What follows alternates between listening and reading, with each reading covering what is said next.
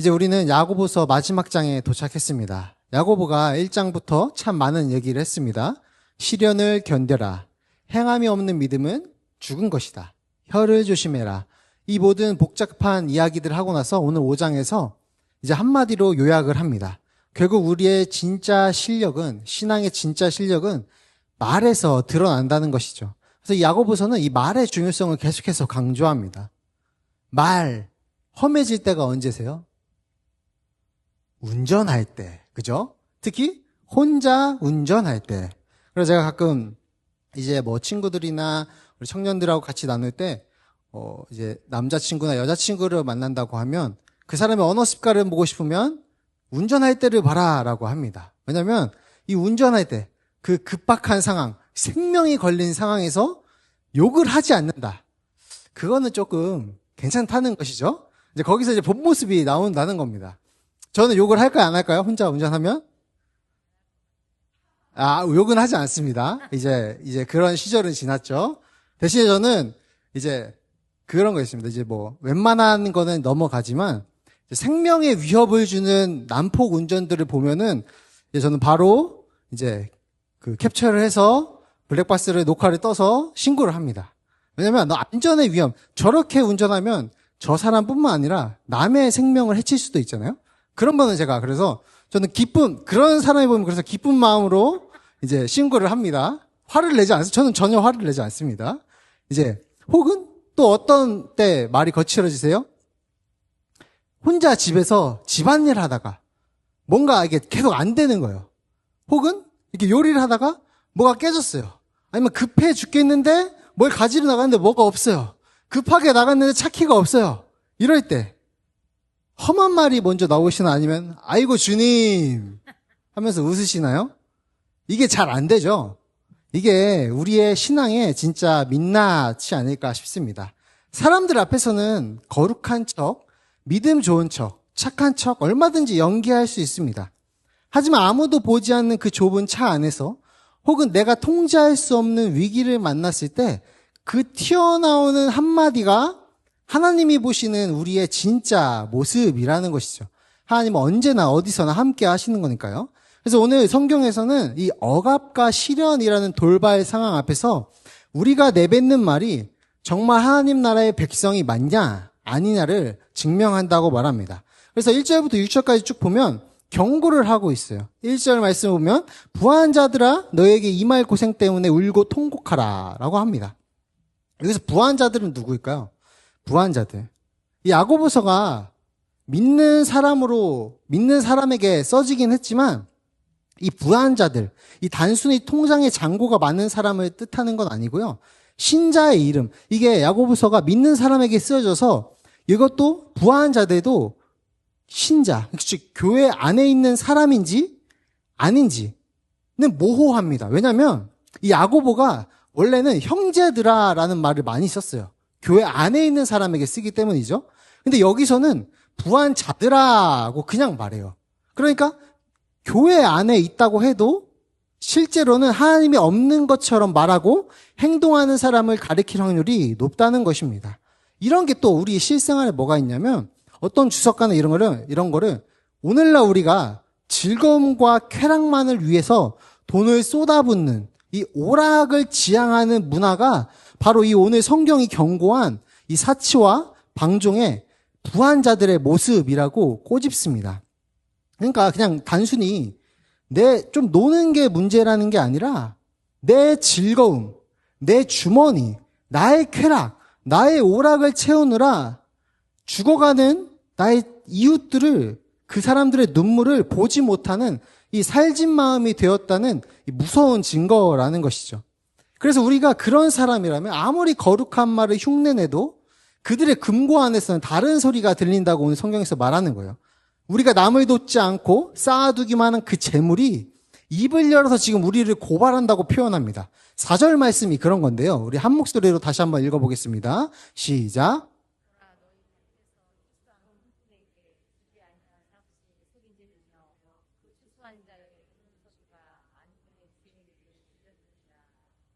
이 말씀을 보시면 내가 마땅히 줘야 할 돈을 안 주고 내 주머니에 꽉 쥐고 있으면 그 돈이 금고안에서 소리를 지른다는 거예요. 나는 당신의 주머니에 있을 게 아니라 저 배고픈 사람에게 가야 해 라는 것이죠.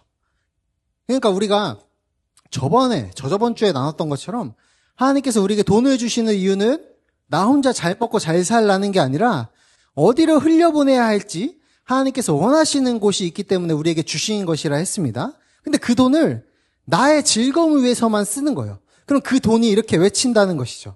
또 이 땅의 법정은 돈 있고 힘 있는 사람들의 편을 들어줄지 모릅니다. 하지만 군대를 이끌고 우리의 억울함을 갚아주시는 이 만군의 주께서는 그 소리를 이미 다 들으셨다는 것이죠. 결국 탐욕에 눈먼 사람들은 자기도 모르는 사이에 심판의 날에 도살당할 짐승처럼 자기 마음만 살찌우고 있는 비참한 상태에 처해 있다는 것입니다. 근데 이 부한자들 말고 이 부한자들에게 당하는 사람들, 그 7절부터 그 사람들의 이야기가 나옵니다. 이런 억울하고 답답한 상황에서 우리는 어떤 소리를 내어야 할까요? 우리 7절과 8절 한번 읽어보겠습니다. 시작. 그러므로 형제들아 주께서 강림하시기까지 길이 참으라. 보라 농부가 땅에서 나는 귀한 열매를 바라고 길이 참아 이른 비와 늦은 비를 기다리나니 너희도 길이 참고 마음을 굳건하게 하라. 주의 강림이 가까우니라. 뭔가 이 억압당하고 정말 이 안 좋은 일을 당하고 그런 사람들에게 복수하라라고 하는 게 아니라 지금 성경은 길이 참으라고 권면합니다. 근데 이 참음은 이 넉놓고 있으라는 무기력한 표현은 아닙니다. 복수하라는 것도 아니고요. 하나님의 정의가 반드시 실현될 것을 믿고 오늘을 버텨내라는 소리입니다.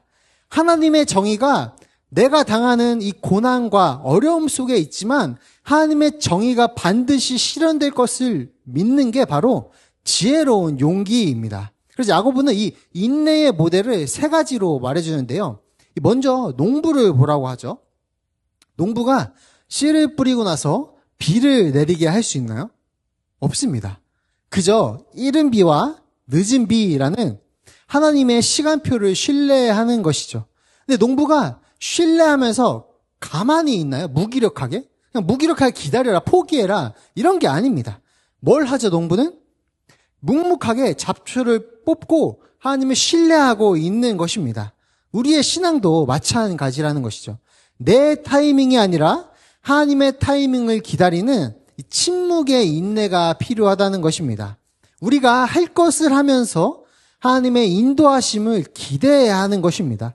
우리가 할 것을 하지 않고 기대하면 그것은 방종입니다. 우리가 할 것을 애쓰면서 하면서 하나님의 섭리를 기대하는 것입니다. 그게 우리의 할 일이라는 것이죠. 두 번째 모델은 뭐죠? 선지자들입니다. 이분들은 고난 속에서도 무엇을 했냐면 하나님의 뜻을 전했습니다. 주님의 이름을 선포하며 불의와 싸웠던 분들이시죠. 마지막으로 우리가 잘 아는 욥이 나옵니다. 흔히 욥을 인내의 대명사라고 하니까 이 많은 분들이 욥이 고난 중에 입을 꾹 닫고 뭔가 가만히 있었던 줄로 아시는데요. 사실 우리가 이제 많이 알게 되었죠. 성경을 자세히 보면 전혀 그렇지 않습니다. 욥은 자신의 비참한 환경 때문에 하나님께 아주 통렬하고 큰 불평을 쏟아냈던 사람입니다. 자신의 인생을, 자신의 태어남까지 저주했었어요. 근데 여러분, 여기서 진짜 중요한 차이가 있다고 했었습니다. 욥이 왜 인내의 모델일까요?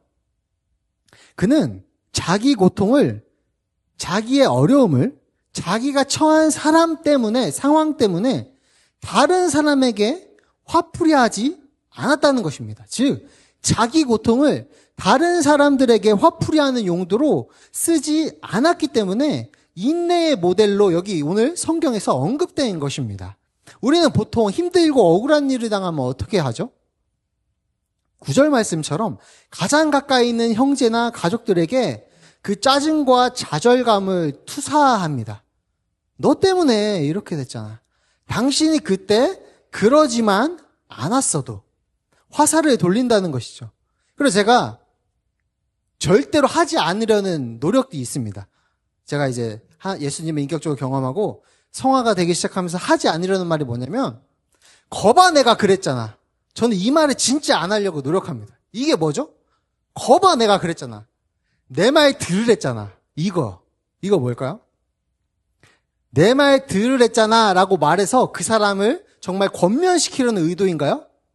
아닙니다. 내 속 시원하자고 하는 말이에요. 내 속 시원하자고 남에게 상처 주는 거예요. 왜냐면 이미 상황은 망했죠? 이미 상황은 이 사람의 실수로 망가졌단 말이에요. 근데 거기서 거봐 내가 뭐라고 했어도 내 말 안 듣으니까 그렇게 됐지. 이건 뭐냐면 그냥 너 그렇게 살아라. 너 그냥 그렇게 될 줄 알았다라고 포기해버리고 놔버리고 상처 주는 언행입니다.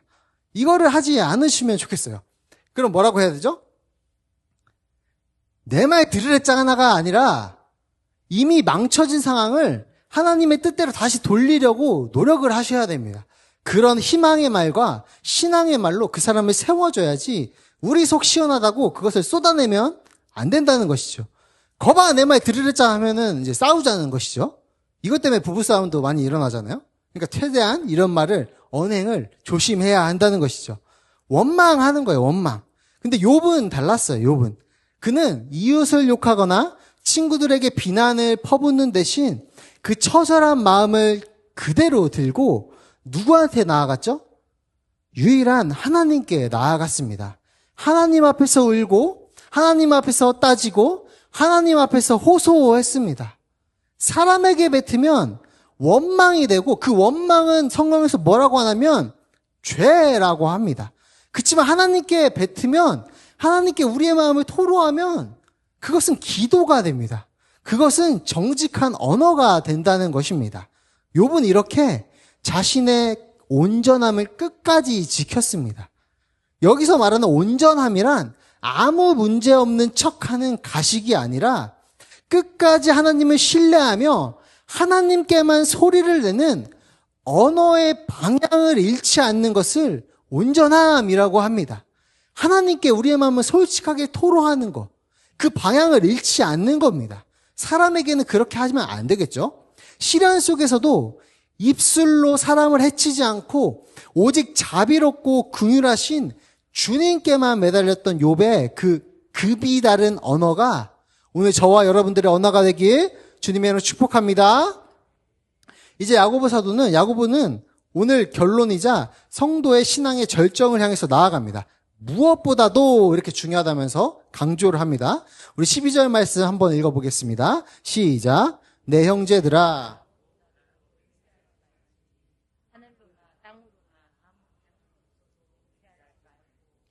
오직 너희가 그렇다고 생각하는 것은 그렇다 하고 아니라고 생각하는 것은 아니라 하여 정죄받음을 면하라. 왜 갑자기 맹세 이야기가 나올까요? 이 야고보서, 이 오늘 본문을 듣는 사람들, 그러니까 부한 자들에게 억압당하던 사람들, 그 사람들은 부자들에게, 권력자들에게 임금을 떼이고 법정으로 끌려가던 가난한 노동자들이었습니다. 근데 그들이 왜 뭘 했길래 맹세하지 말라고 맹세 이야기가 나올까요? 그들이 맹세를 했기 때문이에요. 왜 그럴까요? 살기 위해서 맹세를 했습니다. 재판관 앞에서 혹은 독촉하는 채권자 앞에서 하늘을 걸고 맹세하는데 진짜입니다. 내가 믿는 신을 걸고 맹세하는데 진짜입니다. 라고 외치면서 위기를 넘기려고 했던 것이죠. 근데 오늘 성경은 말합니다. 아무리 급해도 아무리 억울해도 하나님의 이름을 너의 비겁함을 가리는 도구로 쓰지 말아라 라고 말하는 것이죠. 성도의 진짜 실력은 위기 속에서도 이 혀를 지키는 정직함에 있습니다. 왜냐하면 시련은 우리의 언어를 오염시키기 때문입니다. 사람은 너무 힘들고 압박이 심해지면 이 상황을 조작하고 싶어 합니다. 그 조작에 제일 되는 도구가 거짓 맹세와 과장된 말들입니다. 그래서 야고보는 이 성도들에게 이렇게 말하는 셈이죠. 너희가 부자들에게 억압당하고 그래서 참고 견뎌야 하는 그 고통스러운 상황인 것은 안다. 하지만 그 고통을 피하려고 맹세라는 그런 편법을 쓰지는 말아달라. 하나님 나라는 오직 정직한 예 혹은 아니오로만 작동한다. 이렇게 말해주고 있는 것입니다. 위기를 모면하려고 우리의 혀를 굴리는 것이 아니라 하나님 앞에서 단일한 마음으로 진실만을 말하는 것. 그것이 억압을 대하는 우리 성도의 가장 강력한 무기가 된다는 것입니다. 이 진실한 언어가 준비되어야만 이 다음 구절에 나오는 기도의 말로 하나님께 나아갈 자격이 생긴다는 것입니다. 이제 말씀을 정리하려고 하는데요. 이게 우리가 야고보서 1장부터 쭉 보다 보면 뭔가 겉으로 행위를 강조하는 것 같아 보입니다. 근데 그 행위를 강조하는 게 아니라 실상은 구원받은 신자라면 마땅히 우리의 언행이, 말이 바뀌어야 함을 말해주고 있는 거예요. 강조하고 있는 것입니다. 억울함과 결핍 속에서도 비굴한 거짓이나 이기적인 원망 대신 신앙스러운 말과 은혜스러운 말을 지킬 줄 아는 사람이 진짜 성도라는 것이에요.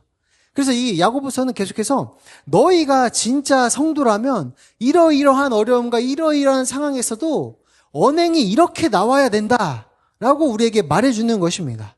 이것을 지키면서 우리의 삶을 살아가다 보면 어떤 일이 생길까요? 우리는 세상 사람들과 대화할 때 이런 느낌을 받아야 합니다. 저도 이제 안 믿는 친구들과 만날 경우가 있잖아요. 우리 성도님들도 안 믿는 모임이나 이런 자리 가실 때 있잖아요. 그때 이런 느낌을 받으셔야 합니다. 매번은 받으실 수 없어도 나하고는 좀 급이 다르네. 이게 무시하고 비하하는 말이 아니라 우리는 어디에 사는 사람들이죠? 무엇을 안 알고 보는 사람들이죠? 우리가 사는 세상이 이미 임한 하나님 나라라는 것을 알게 된 사람들입니다. 그래서 우리는 더 이상 하나님 나라가 시작됐다는 것을 아는 사람들이기에 그것을 모르는 사람들과 급이 같을 수가 없습니다.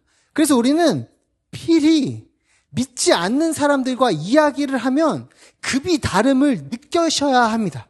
만약에 이것을 세상 사람들과 섞여서 똑같이 거친 말을 뱉고 똑같이 돈 때문에 전전긍긍해서 동화된다면 그것은 우리 신앙에 뭔가 문제가 좀 있다는 것이죠. 우리는 하나님 나라의 품격을 가진 사람답게 우리가 그들의 수준에 맞춰주는 것입니다. 무슨 마음으로요? 무시하는 마음인가요? 그것도 아닙니다. 왜 초대교회에서 가정의 불화가 그렇게 일어났나요? 먼저 예수님을 믿은 사람이 예수님을 믿었다는 그 사실로 다른 가족원에게 우월감을 가졌기 때문에 이 초대교회에서 가정 문제가 많이 일어났습니다. 그래서 뭐라고 했나요? 초대교회 그 신학 서신들을 보면 제발 말 좀 하지 말고 행동으로 보여줘라. 행동으로 보여주다 보면 그 안 믿는 너의 가족이 너의 행동을 보고 구원받을지 어떻게 아냐. 제발 좀 조용히 좀 해라. 이렇게 나온 겁니다. 우리는 품격을 가진 사람답게 그들을 우리의 신앙의 우월감으로 누르는 게 아니라 그들의 수준의 눈높이를 맞춰주는 것이지 그들의 수준으로 우리가 떨어져서는 안 된다는 것입니다. 우리는 세상 사람들과 급이 달라야 하는 것이죠. 그래서 이번 한 주간도 운전대 앞에서 홀로 있는 방 안에서도 이 문 앞에 계신, 문 밖에 계신 주님을 의식하셨으면 좋겠습니다. 하나님 나라에 이미 살고 있음을 의식하셨으면 좋겠습니다. 하나님 나라는 멀리 나중에 올 것도 있지만 이미 시작되기도 했습니다.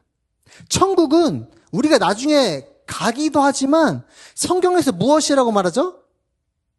천국이 너희에게 가까이 왔다 하고 말합니다. 이미 왔습니다. 그 천국을 항상 인식하셨으면 좋겠습니다. 그래서 하나님 나라에 속한 자다운 말의 실력을 증명해내시길 바랍니다. 우리의 한숨과 소망의 노래로, 우리의 한숨을 소망의 노래로 바꾸실 주님을 신뢰하면서 이번 한 주간도 승리하는 저와 여러분들 되시기를 주님의 이름으로 축복합니다.